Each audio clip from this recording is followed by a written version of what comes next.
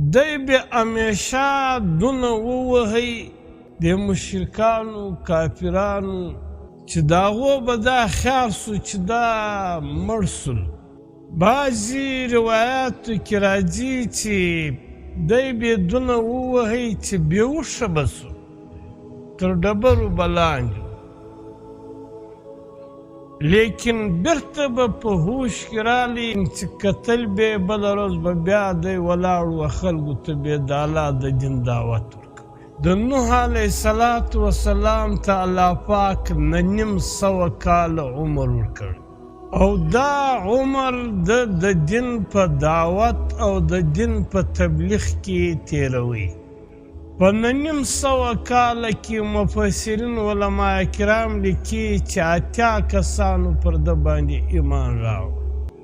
اکثریت د زندگی له سخت مشکلاتو، له پریشانیو، له مارنا پیټنا سره مخامخ. دی به همیشه دونه ووهی د مشرکانو کافرانو چې د هغو به دا خیال سو چې دا مړ سول، لیکن چې کتل به بله ورځ به بیا دی ولاړ و خلکو ته به د الله د دین دعوت ورکوي.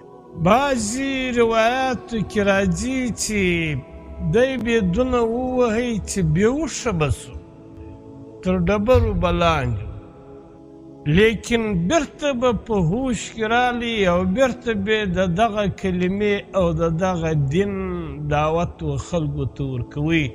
الله پاک هم فرمایي چې مړ له دغه قلب عظیم، یعنی له دغه سختو مشکلاتو لوی کې موږ دته نجات ورکوي او موږ د ده نصرت او مدد وکړي له هغه قوم په مقابله کې چې هغو زما د آیاتو تکذیب کړی او دا ډېر بد قوم و. او دا تمام قوم الله پاک فرمایي چې موږ غرق کړي د اوبو په عذاب سره. نوح علیه السلام او چې کومو خلکو پر ده باندې ایمان راوړی و، هغه په کښتۍ کې الله پاک محفوظه کړل. دا الله پاک بیانوي. ونوحا اذ نادا من قبل، یاد که ای پیغمبره هغه نوح علیه السلام چې کله د آواز وکړي په دعا سره مخکې تر دې ابراهیم او تر دې لوط.